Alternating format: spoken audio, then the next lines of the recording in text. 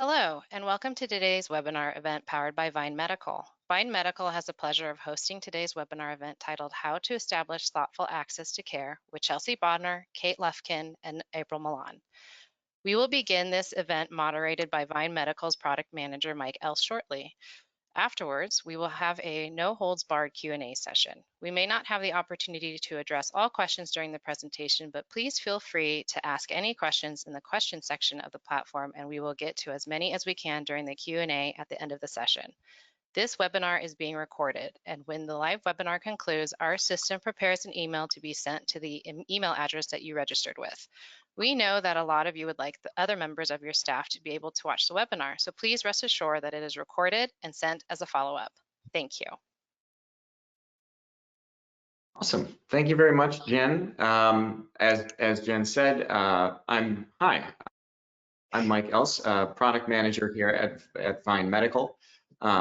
I manage a product that is focused on care coordination, telehealth, other things of that nature, but pretty much mostly about interacting with patients directly, which is kind of new for Vine Medical.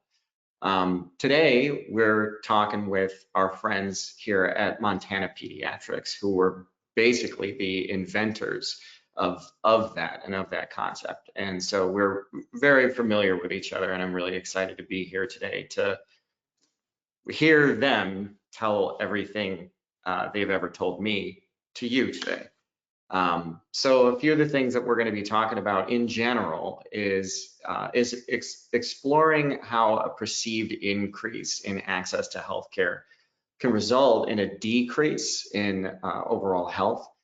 Also to discuss how a lack of access to healthcare is a challenge for patients in both rural and urban settings, and how a successful partnership between healthcare systems and thoughtful access can help.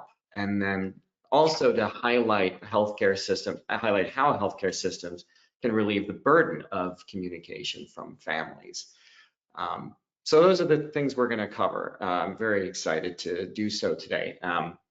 I'd like to also give a little bit beefier of an introduction to each of our panelists today. First is Chelsea Bodner, who's the Chief Executive Officer of Montana Pediatrics. Her career is focused on improving the quality of primary care for children, hence Montana Pediatrics. She served as a health policy fellow at the Institute of Medicine, a director of children's healthcare quality at a large consortium of federally qualified healthcare centers, or FQHCs, also a primary care physician for children in a wide range of care settings. She's got experience in the use of technology to improve screening rates for high-risk children and leading the creation of a specific telemedicine platform. She's also served on the executive committee for the American Academy of Pediatrics, specifically the section of telemedicine for 6 years now. Is a fellow of the Robert Wood Johnson Foundation and a leadership fellow with the American Academy of Pediatrics, a presidential scholar at Harvard Medical School, a Rhodes Scholar at the University of Oxford, and received her BA from Montana State University, Bozeman. Hi, Chelsea. Thanks for being here. It all needs to be said. Quite decorated. And additionally, Kate Lufkin, the Chief Communications Officer for Montana Pediatrics, 15 years of outreach and program development expertise for the Montana Pediatrics team. She's developed a passion for identifying community-based challenges and bringing siloed organizations and individuals together to work collaboratively toward unique solutions. Most of Kate's work is focused on developing and initiating numerous multi-channel outreach campaigns while maintaining communications oversight in the conformance with Montana Pediatrics goals. She's also been named one of Northwest Montana's 20 under 40 award recipients, and prior to her role with Montana Pediatrics was named a 40 under 40 award recipient by the Association of Chamber of Commerce Professionals. So also, Kate, thanks for being here today.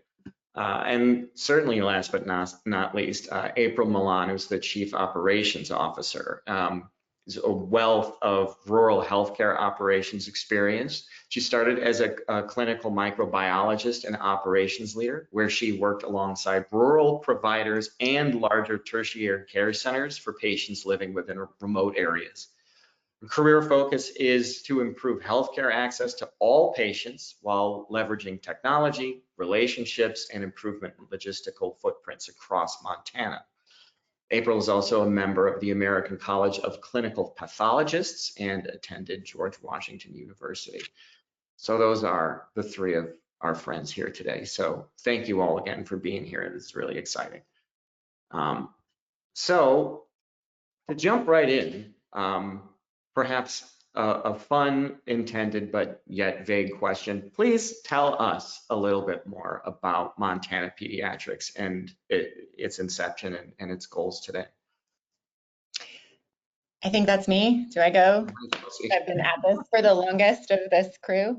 Thanks, Mike. I just want to say how much we enjoy working with Mike and how grateful we are to be here, and that he has heard us go in great depth on all of these conversations. And there's not a lot of folks who are operating as product managers out there in the technology world who get this much time with these types of concepts. So we're super grateful for that and for our relationship with him.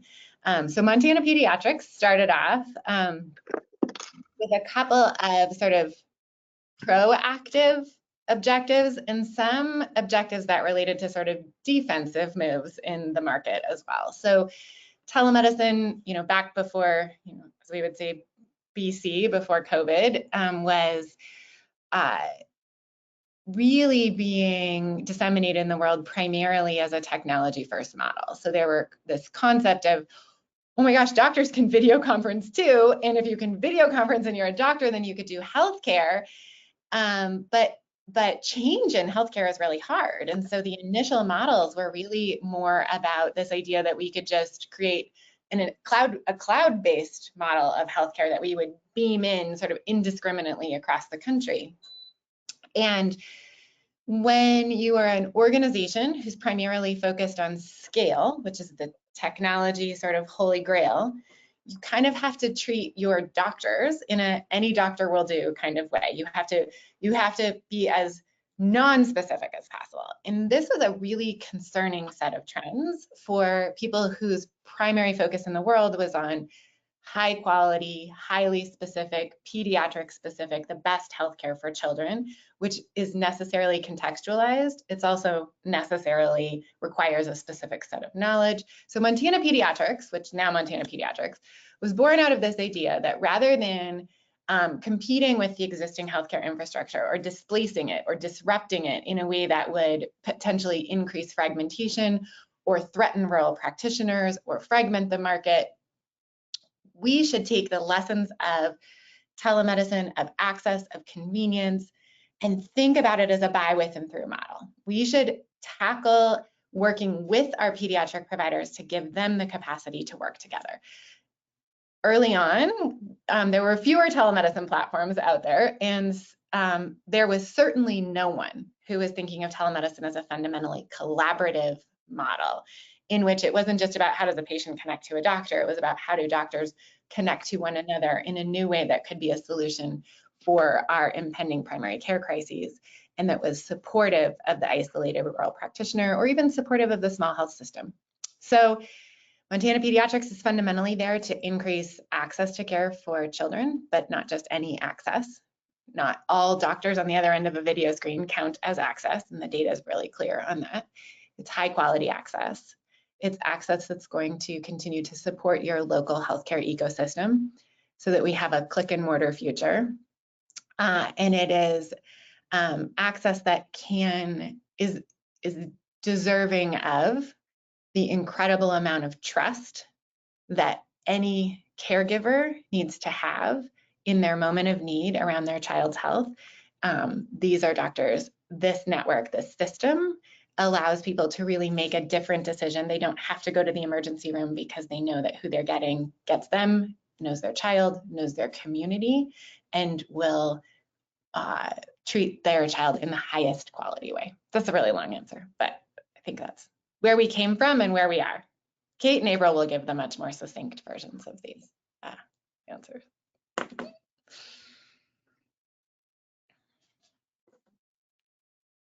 Oh, I can't hear Mike. Is that me or is that, oh, okay. Can you hear me now? You're back. Okay, sorry, I forgot I was muted. So given the circumstances of how and when and why Montana Pediatrics was put together,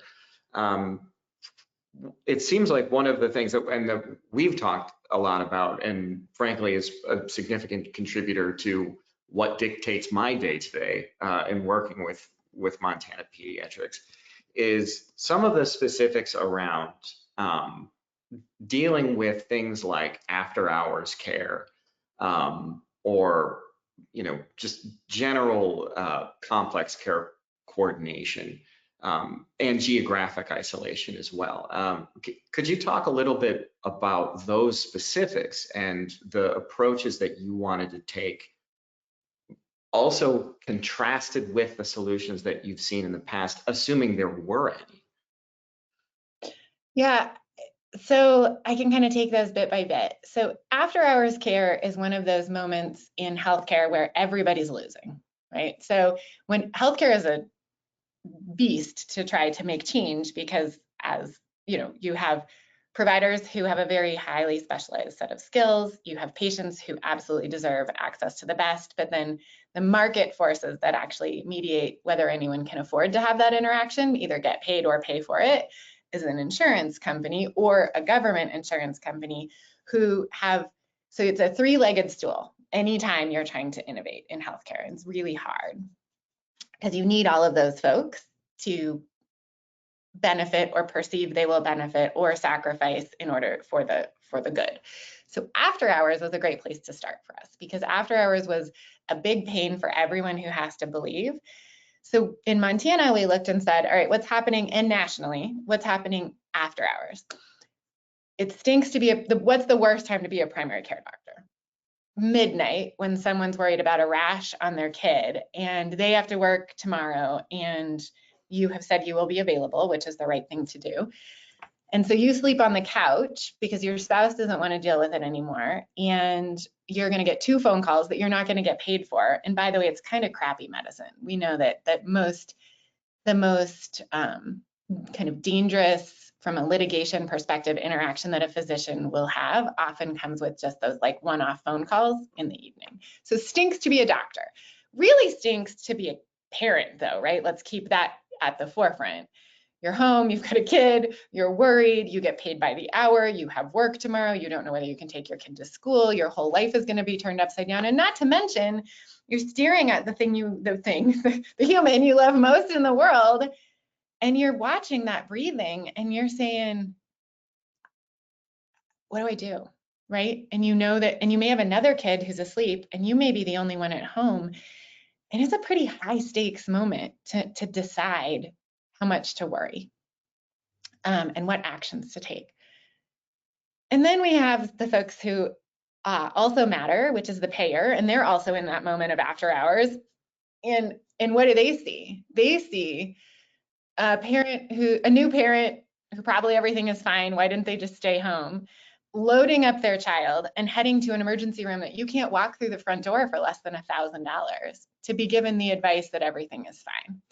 So we started with after hours because it was a place where we could sort of say, it sucks to be a family, it sucks to be a doctor, and it sucks to be a payer. And if you can get everyone to agree that that moment is one that is not functioning well, then you might have the opportunity to move towards a big and important solution on your hands. So Montana Pediatrics started with a collaborative model of 15 amazing early adopter pediatricians who said, we already feel we're overworked and underpaid, but we want to be more present for our patients. And we see this collaborative model as a potential solution for ourselves and our colleagues. So after hours telemedicine requires the grouping of the physicians at night. They share call. The platform allows us to seamlessly schedule who's going to be on, to route those calls, to do all the documentation, essentially to be an entire front desk, an entire scheduling system, almost an entire practice, without any humans being involved other than the patient who shows up and the provider who provides the care. Once we got that going, though, we realized, shoot, if you can get providers from disparate systems to work together in a complementary manner to the work that they do locally, in the service of patients, and always mindful of the fact that we need to build efficiencies into our healthcare system, these other opportunities came up. So what does it look like? Where better to do care coordination than in a collaborative cloud-based model that everyone can access when they need it, at the time they need it, that transcends technological and administrative boundaries? So that became a really important one.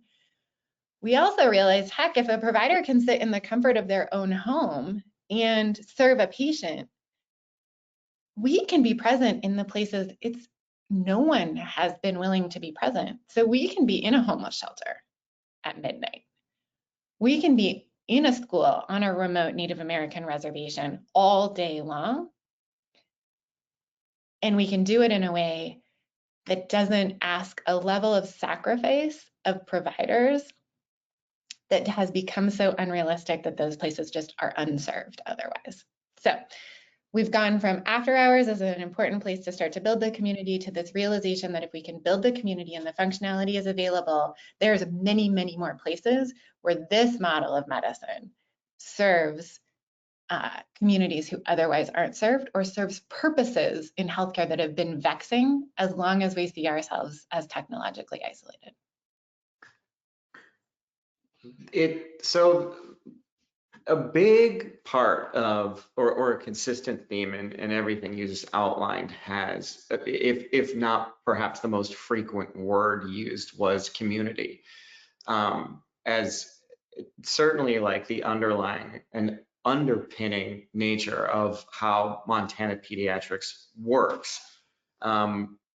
Outside of that, though, that sort of problem, or the solutions that come with solving for things like access to care, really for anybody, is arguably through establishing a community, ultimately to the end of having consistent and easy communication across the various providers and interests of this community. One of the really fascinating, and certainly one of my favorite things about the Connected Care platform, is the capacity for it to maintain a system of record for the purposes of that sort of communication.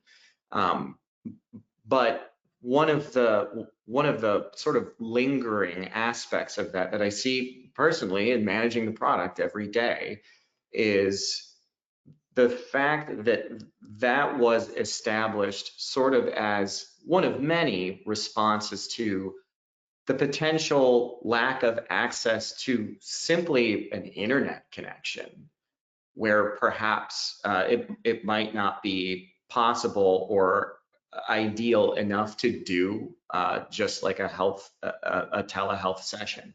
So even for a parent or another provider to be able to pull something up by way of a truly collaborative system, like a collaborative interface, to look at something and consult that, and not have to start from scratch every time when going to see like a different provider, like literally having something you can print off.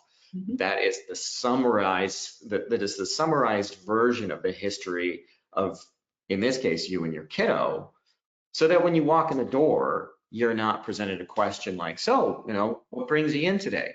And your head drops in your hands like, okay, well, in 2012, we started, and you have to break into this whole story. And given the circumstances of, yeah, you're staring at your child and you're like, what is happening?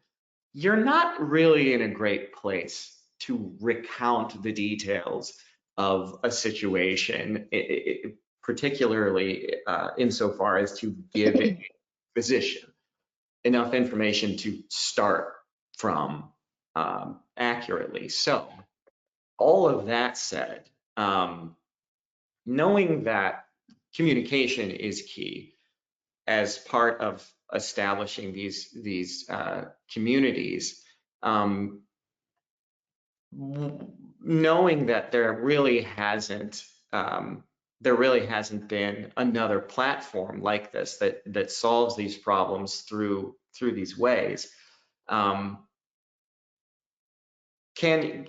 you list any examples you've seen in the past, or like trends of examples of things you've seen in the past where that kind of communication has played out in a way that confirmed your suspicions that whether it's telehealth or whether it's just by way of documenting things, that it helped people, it helped a certain situation go from what it would have been without Montana Pediatrics, or what it would have been without Connected Care, but what it was instead?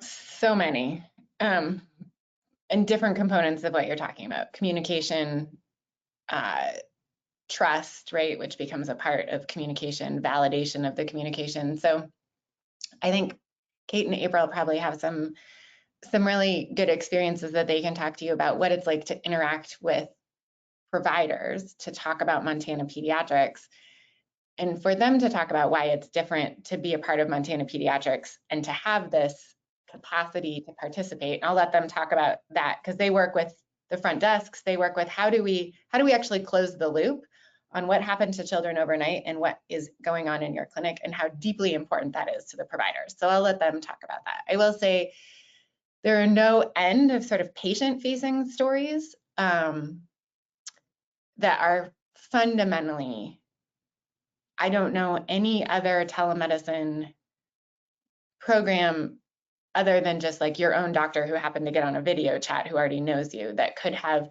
seen the kids that we see and could have had the great outcomes that we have had because of the way in which the community is facilitated at the level of Montana and is facilitated at the level of these providers and has the capacity for communication across those settings. So some of those come in the lessons of available information, and some of those come in the lessons of information that we already know because we have local connections that that anyone else would not have had.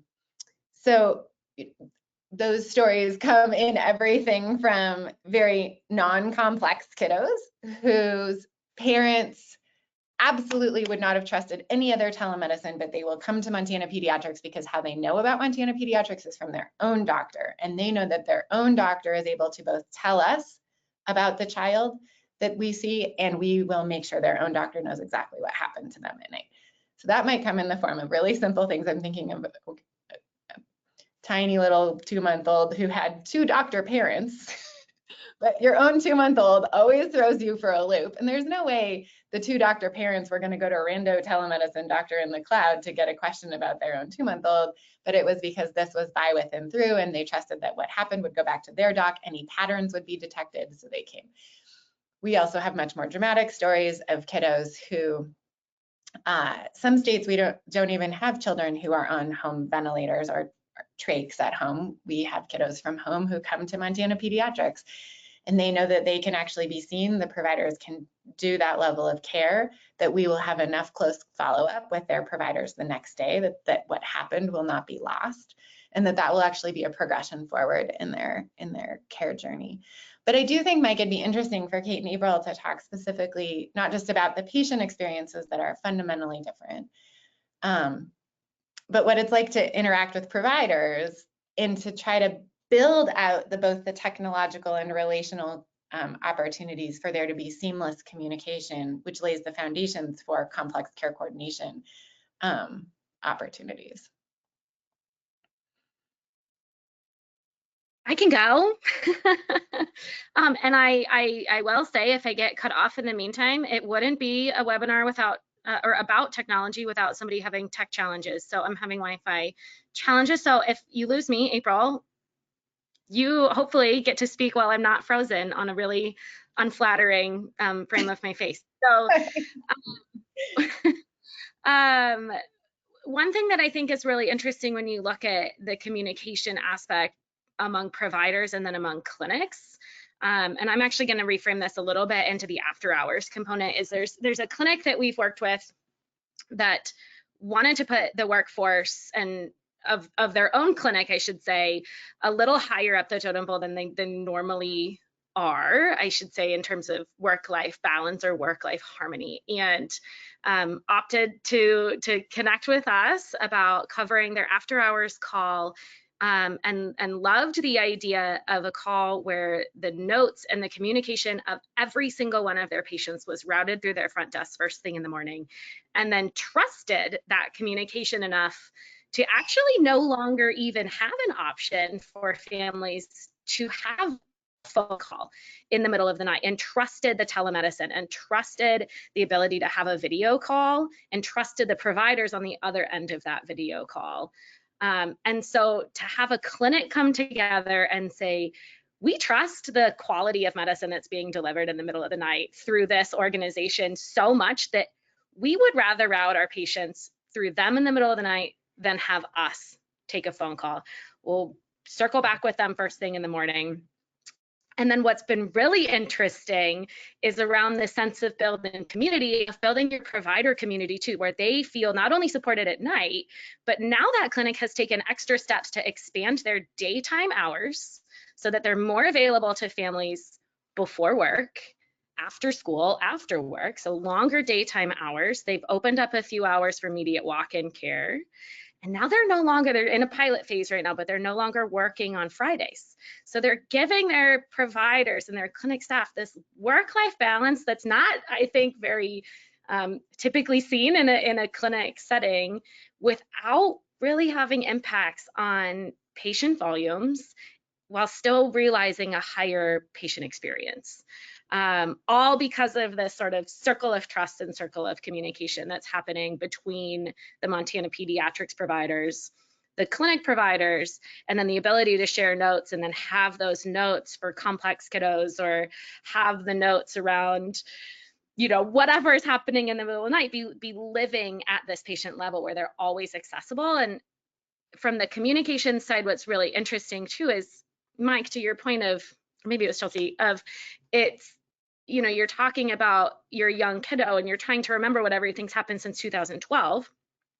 Typically, parents are not the medical experts and they're not remembering all of this specific detailed level of care. And so being able to house that kind of information in a setting that follows the patient wherever they go all the time and can bring in multiple providers, it's been really cool to watch and see and watch it in action as clinics and families are really growing and sort of leaning into this innovative space. Yeah, and I would lean in and just say, to piggyback on what Kate said, what's even neater is the fact of the spirit of collaboration that this was born out of, and actually seeing providers who are part of these clinics that we partner with participate in taking that call. And once in a while, they get to see their own kids that they see as a PCP. And that was the whole idea of this collaborative model of like-minded physicians and providers.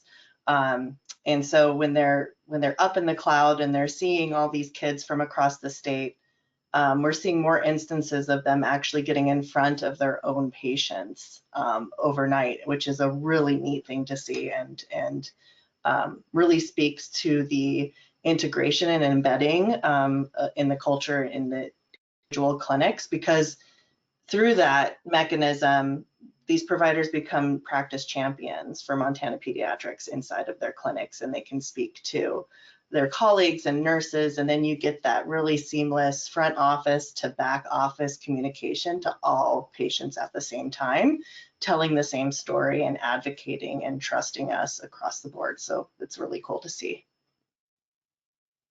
Yeah, definitely. And from what I've seen also, especially in the way that in aggregate, the way that patients and providers use the system, that use the Connected Care platform, it's by way of the fact that so much of this is occurring within the state of Montana as a truly rural state.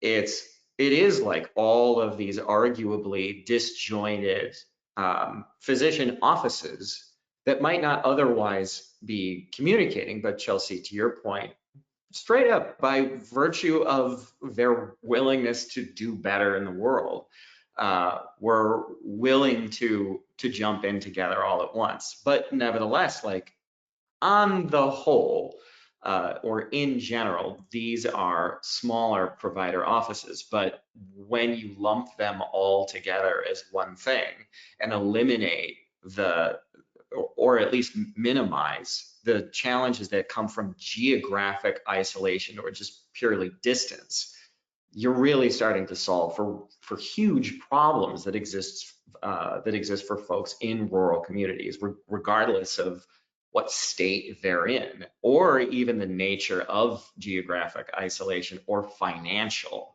isolation, which sort of brings me to when we're putting together these systems of communication by way of relationships, it's almost like you're creating this virtual hospital that doesn't sit in one place. It's just sort of kind of floating all over the place. And it looks more like this, like a box of other boxes with people's faces on them. And that is leveraging, of course, leveraging technology in a way that the Jetsons didn't really predict all that well. On the long list of things the Jetsons didn't get right. I don't know why I always come back to that. I think a lot about the Jetsons. So anyway, I suppose my point is, when it comes to the alternative, instead of a patient or a provider interacting with patients, like to your points of allowing for better flexibility, just simply greater sanity and greater trust in sharing information. What have been, again, some of the alternatives seen in the past when it comes to problems with geographic isolation, problems with financial prevention from people seeking care, when it comes to just like actually going to a hospital, going to an emergency room, or even going to an urgent care? In lieu of doing those things, assuming someone in a rural community even has that option, what are some ways that Montana Pediatrics or the platform has helped solve for that in ways you haven't seen in other solutions or other ways? Lots. That's a big question. There's a lot of problems in healthcare. So you throw it out that way, you can sort of pick your perspective and pick your poison. Have at it. Yeah, pick some poisons. So, we could do some real fundamentals, right? There's not enough providers, and there are going to be fewer and fewer providers sort of on a per capita basis in the right places to provide healthcare. So when you have an absolute scarcity in something, we have to look for more efficient ways to use the resources that we have. So whereas other telemedicine solutions were not about finding latent capacity within the community, they were just about competing or beaming in or building entire sections in the cloud, or alternatively just making it so that I could answer a call with a video instead of a phone. Nothing has fundamentally changed at that point. We can't just afford to scoop off providers and make cloud-based systems that compete with our existing systems. That's a tragic endpoint for the quality of healthcare in most of America, not even rural America. So like sort of separate cloud-based competitors, not a good endpoint. Just putting me giving me a video instead of a phone, or forcing people to park in my parking lot may have some efficiencies, but ultimately not fundamentally a game changer, right? So the game changer capacity of Montana Peds that has addressed some of these fundamental scarcity issues is this idea that we're looking holistically at the resources that are available and finding ways to utilize those resources, and by resources I mean qualified providers who care about their communities, in a way that serves everyone better. And I don't think I see a lot of other solutions out there that make that possible.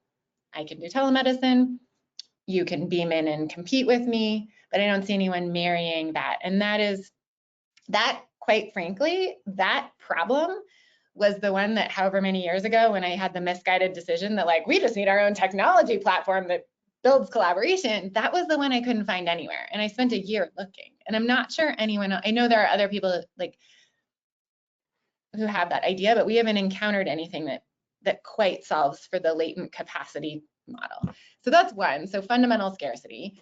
Healthcare also just sucks as a consumer, as a family. It's a terrible experience. And so anything that we can do to not make you sign 57 forms when one would do, anything that we can do to make sure that all the information that is needed is gathered in the moment of the time you're going to seek care, but in a way that doesn't obstruct you getting to the provider.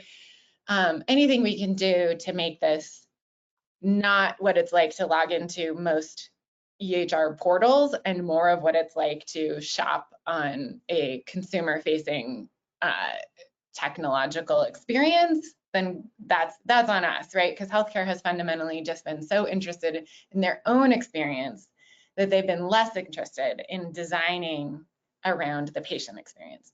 And people give a lot of lip service to that, but I don't see a lot of places, again, where patient experience is driving the core systems of a given region's experience as much. We often see that as sort of the vending machine model of medicine. If if your hair is falling out, or you're having trouble with erections, or you're worried about fertility, or like, have we got a telemedicine solution for you? Put your quarters in here and out will pop your prescription. Not good for healthcare, not good for longevity, not good for prevention, not good for local systems. Like, there's good for some things, but so fragmentation is something that we've seen worsened, and this is something that's trying to counter the concepts of fragmentation as well. Fragmentation is a horrible customer experience at the end of the day and leads to bad outcomes. What else? What else are we solving for, guys? Some of the things yeah, go. Oh, I was just going to say, one of the things that's really interesting, Mike, when you were talking about, maybe if this didn't exist, what would a family do? And we just took a more recent peek at our numbers, and it's about 80% of the patients that we've seen would have gone to an emergency room or an urgent care. So when you were talking about financial scarcity, that's hundreds of thousands of dollars that have stayed in the pockets of families here in Montana to be reinvested in the community, reinvested in the economy, but in a way that's still supporting Montana's own healthcare economy too. So it's kind of a win-win on both sides. And one of the pieces that I think is really interesting and disheartening maybe about the state of Montana, there's no freestanding children's hospital in the state. A severe lack of pediatric providers in most counties across the state, but no real specific pediatric emergency providers too. So even if you're hitting the ED, you're not necessarily getting pediatric specific care. So you're still incurring this high cost. And with Montana Peds, you're not incurring a high cost. You're able to stay at home and you're getting ped specific care and supporting, right, a Montana based organization and Montana's own providers too. Right, and to take that even further from the perspective of the providers, think about you're a brand new rural provider in a 25-bed critical access hospital on the prairie of Montana, and you just got out of school because that's the only way that you could get your loans repaid. There's all these programs, and you get out there and you have absolutely no support. You are on your own, you're on the prairie. So imagine the ability of an organization to partner with somebody like Montana Peds, and it becomes a huge recruitment tool for providers to accept positions in these rural areas where it's traditionally extremely difficult to recruit medical professionals to. Knowing that they do have this backup of pediatric specialists, and it just really does make a difference through the lens of the providers out in the middle of nowhere trying to provide care to a small community as well. So really stretches beyond the family experience and even the system experience, and it gets into the pocket of the actual provider feeling tucked in their own environment. Mike, if you have some burning question, cut me off, but I have one more thing I was going to say. Okay. From the patient experience perspective, and I think it's actually the outlying provider experience perspective, I think that's one of the other things that we have not found that we could get from anyone else at this point, which is this idea that fundamental to the way the technology facilitates the community is that while on the back end, it's facilitating this repooling of providers to respond to the right folks at the right time, it doesn't put that burden on the patient at all. The patient gets to experience not only a single starting point for their care, right? Digital front doors have become very in vogue since I started this. I didn't know what that was, but it is a single digital front door for patients, but we don't even make them all walk through the same front door, which I think is actually, we haven't seen this type of generosity to the patient experience available, or we haven't been able to do this anywhere else. So I'll give you an example. If you are an outlying critical access hospital and we're working with your community and your kids need care, we will give you a starting point that's reflective not only of who you are. So you might be on the Highline of Montana and you get to go to Highline Kids, or what, I should probably say a real URL, Kate can tell me, and you get to come in and how you're accessing care makes sense to you. Behind the scenes, it's probably the same doc who is also covering a different setting, but your experience of how much information do we need from you? What do we already know about you? How much do I have to torture you for a credit card? Like, all of that is customized to what we already know about who you are by that starting point. And if you want to contrast that to some terrible experiences of seeking healthcare, it's in its own ballgame. So another example of that for us would be our work with a community that cares for very young mothers who have children and they don't have family supports. And so these are wraparound services for really adolescent moms. When they come to seek healthcare, the same awesome Montana pediatrician can care for them as someone who's coming from Big Sky Ski Resort on vacation who has a question about their kid while they're traveling in Montana. But how we want to interface with you, how we want you to feel we're welcoming you into this environment is completely different. And that's the beauty of what we're able to do. So that mama can get us on her phone. We don't have to ask her about insurance. We have a relationship with the organization that she works with. She has a streamlined opportunity to just hold her hand up and say, help, I'm worried about my little one. And we don't have to put any barriers between the provider and that experience.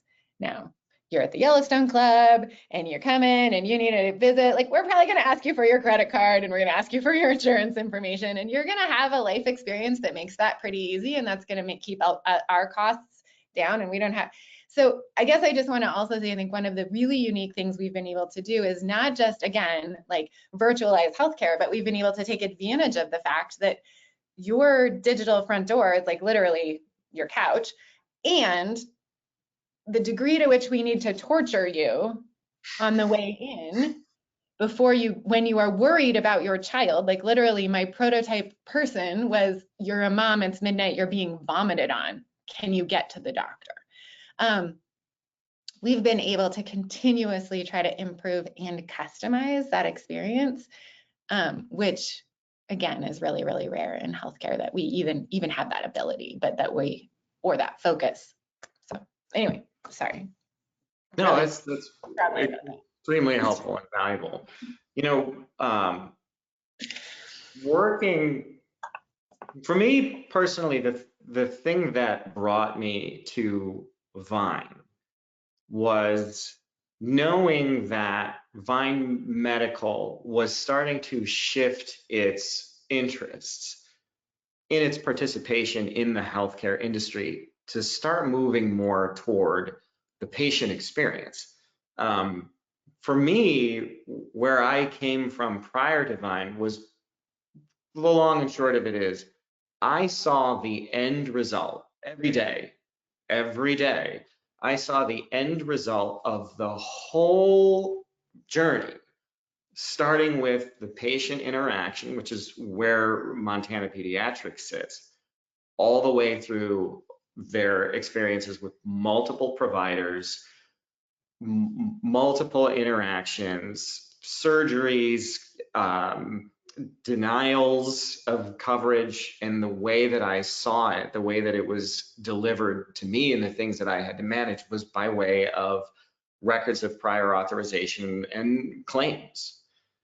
I saw the credits of everyone's movies and didn't like a lot of what I saw. And so when I did see that, Vine Medical as a company that has traditionally existed downstream from that, for sure. So for me personally, that was a good thing, because I wanted to get closer to the kitchen and closer to those problems rather than just kind of watching them play out.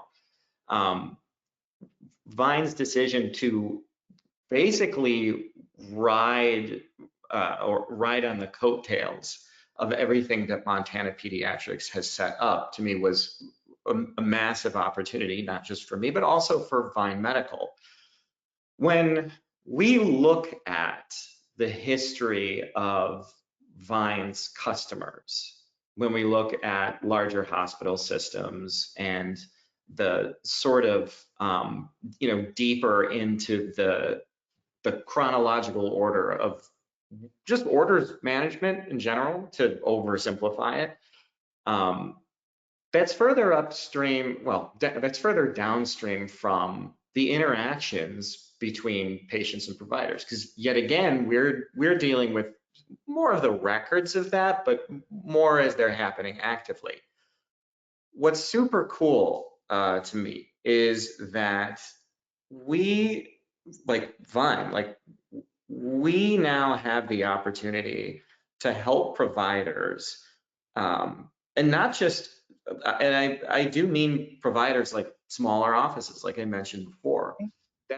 That's a new world for us. And so to be able to think about those types of problems, but through the lens of knowing what those challenges are, and my words, the dysfunction of healthcare that we see and try to solve for already, to get into a position of, all right, we still see the manifestation of dysfunction and the things that hospital systems and their related providers have to deal with. So what can we do to help them by going way, way further and ideally getting in front of and improving the patient experience right where the thing starts? And it's uncharted territory for Vine Medical, for sure. But again, personally, I consider myself extremely lucky to be a part of that. Vine Medical benefits massively from the work that Montana Pediatrics has done in this regard, because you, every day, and I again consider myself very, very lucky to interact with you as closely and as regularly as I do. You got in front of that patient experience and also thought about providers, and you thought about it as one thing ultimately. And that one thing was all basically a means to an end. And the end is okay, is being okay. If healthcare is the supply of being okay, the demand is the okay. And you're solving for that. And you're solving for it under what I think are the most emotionally and financially sensitive circumstances.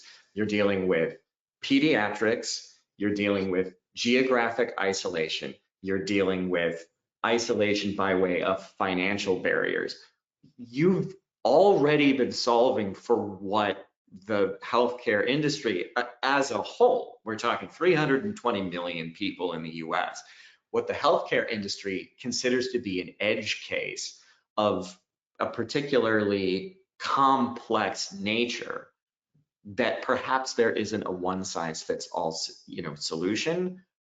And Vine has been given the gift of operating off of that assumption from which you started, which to me is the underpinning of everything really we've talked about and that you've described today, particularly around how there isn't an existing solution out there, and it's to solve for these types of problems, and you started that.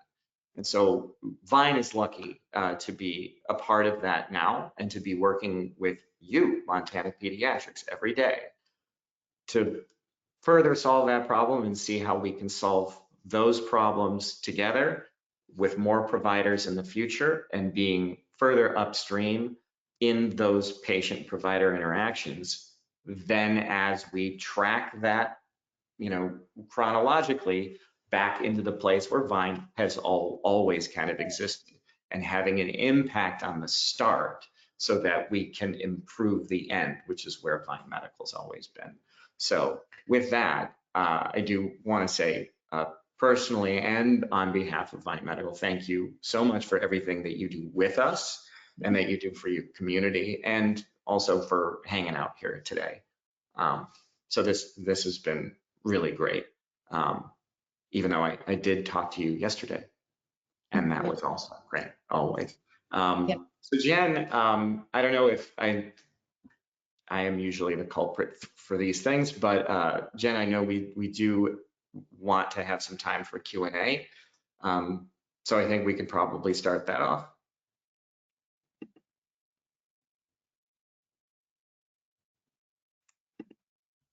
Oh, we've got a, here is a question from the audience. So the question is, what policies or initiatives have been successful in improving rural healthcare access and outcomes, and what lessons can be learned from them? A question from the audience. Wow. It's a very big audience question. Yeah, it's a good one. It is a great one. So there's some underlying policies that obviously are important that we've benefited from in Montana. I often quote one of our old senators, Conrad Burns, who is a Montana Republican senator, who whenever I'm writing about this, we say, Conrad Burns said there was a lot of dirt between light bulbs in Montana, and we say that's still true.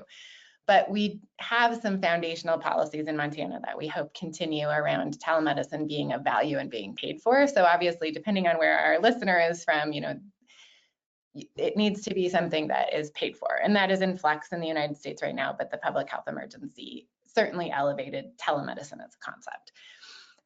But like we've talked about, sort of just doctors can video conference too doesn't necessarily lead to anything of meaning. And so I think some of the things that are our values and our policies internally are that when we go to engage with providing healthcare in a community, we see it as a way to build up the resources of that community and not an extractive industry. I think a lot of what we see with healthcare beaming out from centers is that they're going to beam into a community and they're going to see some patients, but the end game of that is so they are pulling referrals into their systems, they're pulling dollars into their large environments the way that they bill. So we have a policy around which, when we're engaging with a community, a tribal community, or an entity that is under-resourced, that our philosophy is to make sure that our benefit is shared with them. And so it becomes about capacity building in the rural community at the same time as it is about the delivery of expertise. And ultimately, the delivery of expertise is dependent upon the capacity of the community to be the telepresenters to pick up where people are sick. And so anyone who treats healthcare in a rural space as if they can just extract dollars through interactions will ultimately not, in the long game, have a successful model, because if they just decimate the local resources for healthcare, they will no longer have an appropriate platform to deliver their expertise. So that is a deeply held sort of component of what we do, and something very different than what we've seen even in our own state around how people consider the delivery of resources. I think I talked already about no group of humans that need healthcare can be treated with in the same exact way. So what is it that, who do you need beside you? And what is the digital front door to accessing care? We treat each community in each setting differently. And that's, when we talk about rural America, do people need access from their home? Do they need it from the one little clinic in town? Is it from the school? Should we put an access point in the basement of the church, the bar? I don't know, pick your point. But we don't assume that when we walk into a community, we know what it means for your community to access care, and we try to build out those resources as well. So I don't know if that answers, it's a start to the question. But we're about delivering expertise that support our community. And I think every single component of that is built around that. And that has made us very successful. The ways in which we are able to contract our revenue sources are stronger than any of our counterparts doing this type of work, because we're willing to partner with the local communities, and we're willing to jump through any hoops that are required to be a part of the community and not a competitor with the community. There are often better reimbursement rates in rural environments or specific contexts. We can be a part of that if we're patient and we partner with them. We will, and simultaneously benefit the community. I'm gonna stop talking. Next question, someone else. April, Kate, answer. What else do we do? Rural policy. Well, I think the rollback of the PHE obviously has some impacts, but it has also created enormous efficiencies, which I believe will continue. And we're very fortunate to be in Montana right now with the way that the legislature is looking at the rollback of the PHE. So we keep our fingers on it, and we're watching it consistently, but a lot of it's still up in the air for right now. So. Well, I think that's a pretty good place to wrap up, because we are at time. But once again, I'd like to thank you for your time, and the audience. Thanks for hanging out with us today. But for me, and I think I speak on behalf of all of Vine Medical, we really appreciate and are honestly inspired by the hearts run over with mercy at Montana Pediatrics, and how, you're blowing a bugle that no one's heard, and you truly do take care of your own. And we're very fortunate to work with you and to witness that every day, and to do it through the platform that we work on together, Refine Connected Care, because it all funnels through that. And so that is what Vine Medical is working on these days. So thank you again for your time, and thank you everyone for hanging out with us. Really appreciate it, and happy Wednesday. Happy Wednesday. Thank you, everybody.